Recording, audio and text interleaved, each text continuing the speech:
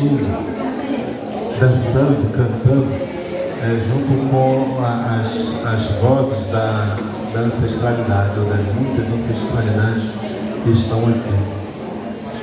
E eu gosto sempre de lembrar isso porque nossa amiga aqui, nossa parente falou essa coisa do tempo, né? A importância de a gente perceber o tempo na dimensão que o tempo é, né? E não naquilo que às vezes ensinam pra gente a respeito do que ele pode ser, né? Ele não pode ser, ele só é o tempo. E na medida em que ele se torna presente é que a gente vai transformando esse tempo que a gente vai vivendo. Eu queria ler para vocês uma das crônicas desse livro que chama Das Coisas que Aprendi, e queria ler para vocês porque, como eu disse, eu sou uma pessoa da literatura. Eu não sei cantar e dançar como meus parentes fazem, sabe? Não que eu não saiba de fato, mas não sei fazer essa performance que eles fazem, que eu acho super importante e super sagrado. Mas o meu ritual tem sido sempre a literatura, e eu tenho procurado lembrar para as pessoas que existe esse objeto chamado livrinho, viu? Apesar dos celulares, apesar dos tablets e outras coisas, existe uma plataforma que é o livro, que é posterior à primeira plataforma, que é a nossa própria linguagem, né? É a nossa própria oralidade. Mas eu vou juntar aqui a oralidade com a escrita e dizer para vocês algumas palavras que eu escrevi nesse texto que o título é Tudo Está Sempre Bem, para nos lembrar que hoje é um dia único, ele nunca mais vai se repetir na vida da gente, sabe? Só vai acontecer hoje. 1º de dezembro de 2024 só vai acontecer uma vez na nossa história. Então, por isso, a importância desse momento. O hoje começa enquanto dormimos. Os sonhos são nossa porta de entrada para um mundo alheio àquele que pensamos dominar. Dormir, sonhar, acordar são movimentos únicos que nos integram com o universo ao nosso redor. Viver integrados na teia universal é a garantia da sanidade que une diferentes seres no mesmo processo de conhecimento. Nosso mundo é repleto de mistérios que só podemos desvendar quando fechamos os olhos na direção do infinito que mora dentro de nós. O caminho da partida e o da chegada são os mesmos: eterno retorno. Luta em glória para transformar o outro, enquanto pensamos na perfeição que nos habita. Doce ilusão. A nossa perfeição não cabe no outro. Ela é uma roupa feita sob medida. Só cabe em nós mesmos. O hoje começa e termina em mim. O hoje é minha eternidade frágil, lapso da luz de um raio que ilumina por um tempo infinitamente curto. Só hoje eu sou. Só hoje estará tudo bem. Só hoje serei mais risonho, alegre, forte. Só hoje trarei meus sonhos à baila e dançarei com eles a harmonia do universo. Só hoje murmurarei melodias inaudíveis para sintonizar a música da natureza. Que hoje o seu silêncio reverbere em partilha. Que sua música expresse seu corpo. Que seus sentidos busquem a perfeição do outro para que as perfeições se contemplem. E que tudo esteja sempre bem.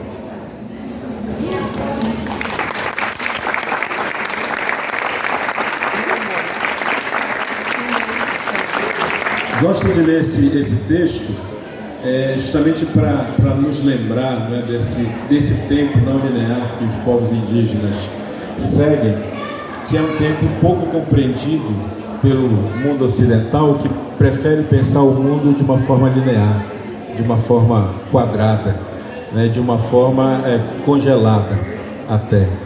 E isso tem sido a base da incompreensão que a maioria das pessoas tem a respeito dos nossos povos, da nossa gente, da nossa ancestralidade, do nosso modo de estar no mundo, do nosso jeito de compreender o mundo e organizar esse mundo de acordo com a nossa própria visão.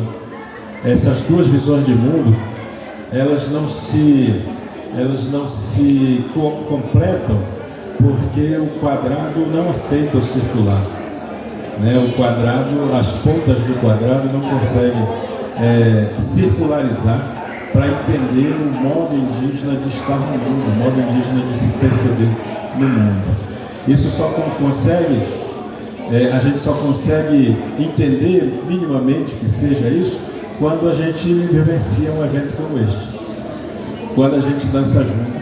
E vocês repararam que as danças são sempre circulares, que as danças elas estão numa dimensão de circularidade o tempo todo, justamente para a gente lembrar que nós somos um coletivo, que a natureza ela é coletiva, né? E que quando nós reproduzimos esse movimento de circularidade, nós estamos nos lembrando que nós somos natureza, que nós somos parte dela.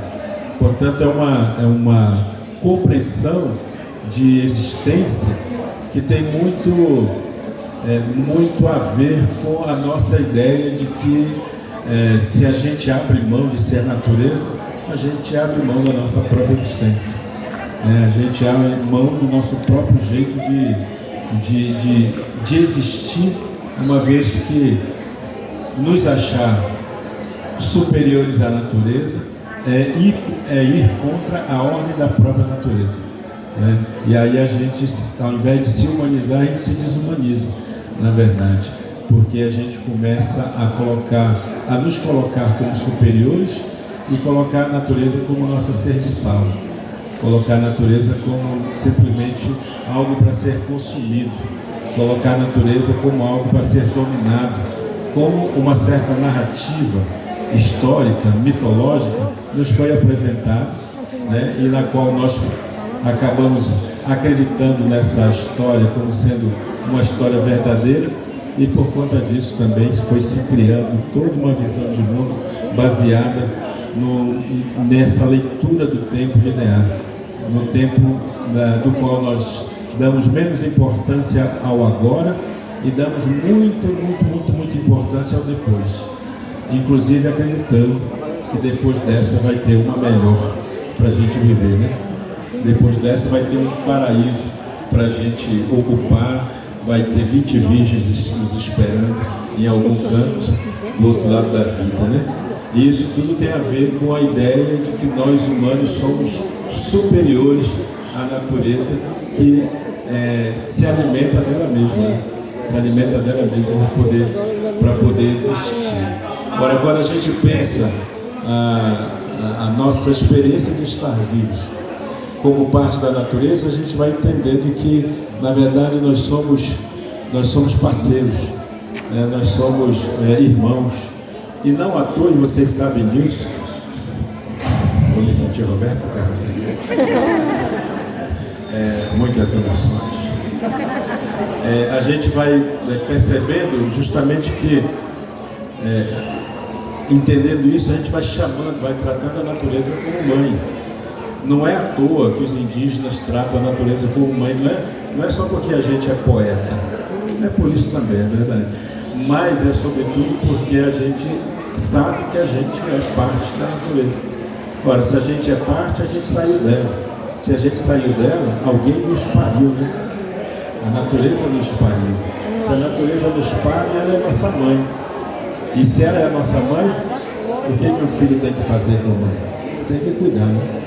Tem que fazer com que a sua passagem por essa vida seja uma passagem respeitosa, seja uma passagem silenciosa, seja uma passagem comemorativa, seja uma passagem afetiva, né? Portanto, a gente não precisa deixar rastros, a gente não precisa deixar uma trilha para ser seguido, né? Aliás, eu tenho sempre um pouco de receio quando as pessoas olham para muitas lideranças indígenas e dizem assim, mas que ele está deixando uma herança, né, para as pessoas seguirem. Isso é um pouco arriscado a gente pensar nisso, sabe? Achar que a gente tem superpoderes para deixar rastro para as outras pessoas seguirem, porque o caminho que a gente faz, ele é único, ele é nosso, ele não serve para ninguém, ele só serve para a gente mesmo, como a roupa da perfeição, né? A minha perfeição só serve para mim, ela é uma roupa feita sob medida. Concordou, né?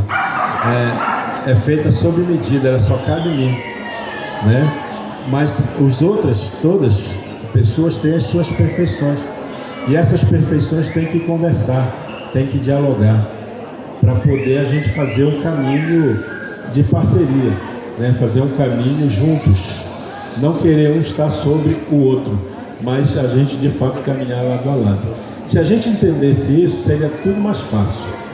Se a gente entendesse isso, seria muito mais sensível a nossa passagem por esse mundo, porque a gente não teria tantas contradições, a gente não teria tantas diferenças, não é? Não que as diferenças tem que desaparecer, mas as diferenças, elas não servem para a gente considerar que nós somos melhores que o outro. As nossas diferenças servem para dizer que nós não somos tão bons quanto os outros, que nós precisamos olhar para o outro, para a riqueza do outro, e aceitar o outro tal como ele é, não como a gente gostaria que fosse. Toda vez que a gente tenta aceitar o outro, acha que deve aceitar o outro, para ele ser feliz, para o outro ser feliz, nós estamos dizendo para ele que a nossa felicidade é melhor do que a dele. Portanto, nós estamos colonizando. Nós estamos novamente colonizando e entrando no jogo do colonizador, que quer justamente que a gente faça isso o tempo inteiro. Ora, a gente precisa olhar para as sociedades indígenas e tentar entendê-las a partir do que elas são, não a partir dos conceitos que a gente tem a respeito delas, porque senão a gente vai ser colonizador, né? E isso é um perigo que se arrasta há 500 e tantos anos no nosso país. A gente hoje está tendo a oportunidade de conviver com essas diferenças e perceber que essas diferenças, elas não são uma negação, pelo contrário, elas são uma afirmação de competência, uma afirmação de originalidade, uma afirmação de criatividade. Porque quando a gente vê essa cultura material que os parentes trazem para cá, eles estão reescrevendo a própria cultura, porque a cultura ela é basicamente dinâmica e ela precisa se atualizar para ela continuar da mesma forma, para continuar a mesma, né? A gente, às vezes, para querer se transformar um pouco a gente está cansado da gente mesmo, né? A gente vai lá no cabeleireiro, corta o cabelo e a gente está novo, não é verdade? A gente deu um banho na nossa persona, mas na verdade continuamos o mesmo, só nos atualizamos, digamos assim, para continuarmos da mesma forma. Os povos indígenas fazem isso. Quando a gente fala dos indígenas em contexto urbano, dá a impressão que isso é um pecado, né? E se é pecado, é mais uma coisa do colonizador, né? A gente considera que é um desvio que as populações indígenas estão vivendo por conta de uma escolha ruim que estão fazendo, porque eles estão em contexto urbano, porque querem estar no contexto urbano, né? Como se fosse uma escolha, uma opção. E não é uma opção, né? Acaba virando uma opção. Acaba, na verdade, sendo uma necessidade de poder sobreviver, né? De poder atualizar até mesmo a sua experiência cultural. Porque a cidade faz muito isso com a gente, né? Ou a gente abandona as nossas identidades, efetivamente, ou a gente transforma o lugar que a gente vive, sem necessariamente abandonar a identidade que nós carregamos com a gente. Quando eu domino a literatura como um instrumento, eu não estou abrindo mão do meu pertencimento munduruku, né? Eu estou simplesmente aprendendo uma linguagem nova. Eu estou, na verdade, reafirmando a inteligência que é ser munduruku. A capacidade do munduruku de se atualizar no mundo que exige que ele esteja presente, que ele seja atual, né? Seja atualizado.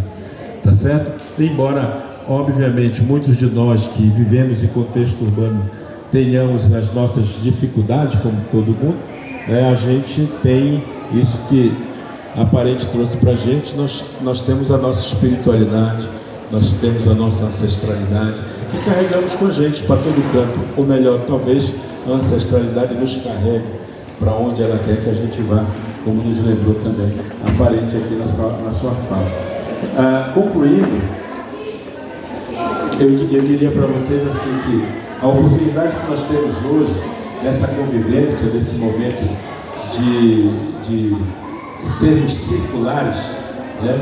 De termos essa possibilidade de dançar e cantar junto com os parentes de Pacararu, Caimbé, etc. Tal, os 20 povos que estão aqui, é a oportunidade de a gente também fazer uma revisão, de a gente olhar para o nosso passado e ver dentro de cada um de nós, né, qual é o índio que mora aí dentro da gente, né? E como essa presença ancestral que está dentro da gente, que muitas vezes está ali brigando para sair, né? Ela pode dialogar com a gente, porque eu quero acreditar muito que vocês estão aqui por um chamado. Não estão aqui só porque vocês estavam curiosos para ver índios de verdade, né? Mas há um chamado que foi posto para vocês, e que esse chamado está dizendo assim, está querendo sair de dentro de vocês para que vocês encontrem de fato essa ancestralidade que mora aí dentro, tá certo? E agora, para já ir terminando, eu falei Jair? Não, Jair nunca mais.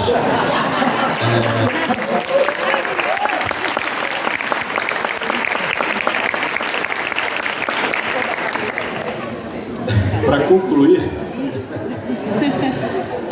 eu queria dizer para vocês que eu sou do povo Munduruku, sou um brasileiro nascido em Munduruku. Gosto de dizer isso, inclusive, para lembrar da diversidade indígena que existe. Nós somos mais de 300 povos, mais de 270 línguas, né? Portanto, é uma diversidade cultural e linguística bastante rica, que a gente precisa não deixar se perder, sabe? Porque nós que somos adultos, perdemos a oportunidade de conhecer melhor os povos indígenas enquanto éramos crianças. E isso é uma falha que existe dentro da nossa educação. Porque isso, ao invés de nos ensinar a respeitar essas populações, acabou muitas vezes nos colocando no lugar de estereotipar essas pessoas. E é importante que a gente se liberte disso. Para a gente se libertar, a gente tem que dar essa volta ao passado, que é o que a natureza sempre faz e o que esse chamado está fazendo com vocês, né? Está pedindo que vocês voltem um pouco, dêem uns 2 passos para trás, porque isso vai ajudar a projetar vocês para frente nesse tempo que há de vir e que espero todos nós estejamos nele um dia para nos encontrar de novo. Eu queria agradecer muitíssimo ao Instituto Cultural Brasil pelo convite de estar aqui com vocês nessa tarde, poder passar essas horinhas aqui, esses 2 dias, eu estou há 2 dias aqui, passar com vocês esses 2 dias, essa mudança, né, de tempo do novembro para dezembro, e poder trocar através da literatura que eu produzo, que é a minha forma de fazer arte, é o meu artesanato, é a cultura, é a literatura, e poder mostrar que é possível sim a gente caminhar juntos, né? Os povos indígenas têm muito o que ensinar, muito o que dizer, muito o que oferecer, mas é preciso que as pessoas estejam abertas para poder receber isso com o coração de fato bem arreganhado, assim, né? Para poder sentir uma flechada desse cupido que são os povos indígenas. Muito obrigado.